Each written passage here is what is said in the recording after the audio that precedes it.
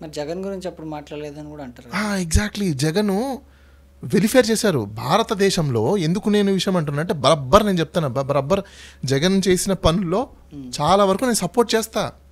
ఎందుకు సపోర్ట్ చేయను, ఎందుకు సపోర్ట్ చేస్తానంటే రీజన్ చెప్తా.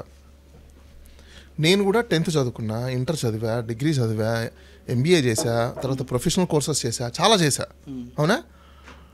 మీరు విజనరీ అని మీరు చెప్పుకుంటున్నారు కదా, మీకు నిజంగా అంత టాలెంట్ విజన్ ఉంటే నేను ఈరోజు డాక్టర్ అయి ఉండేవాడిని. నీ వల్ల, నీకు చేతకాని వల్ల, నీకు బుర్ర లేకపోవడం వల్ల, నీకు చేతకాని ఇంకో దీనివల్ల, నీకు ఆ విజన్ లేకపోవడం వల్ల నేను ఈరోజు డాక్టర్ అవ్వలేకపోయా. నేను సఫరర్. చంద్రబాబు నాయుడు గారు డాక్టర్ అవ్వలేకపోయా. అబ్సల్యూట్లీ నేను సఫరర్ అబ్బా.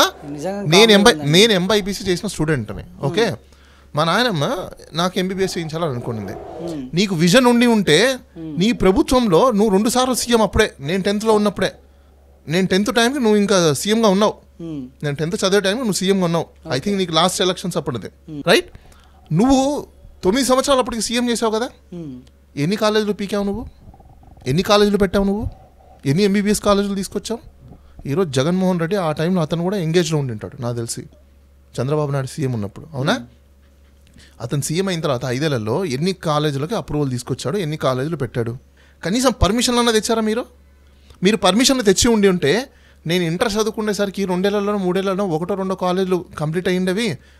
అడాక్ బేసిస్ మీద కనీసం అడ్మిషన్స్ అన్న వచ్చిండేవి. నాకు కూడా ఒక సీట్ వచ్చిండేది.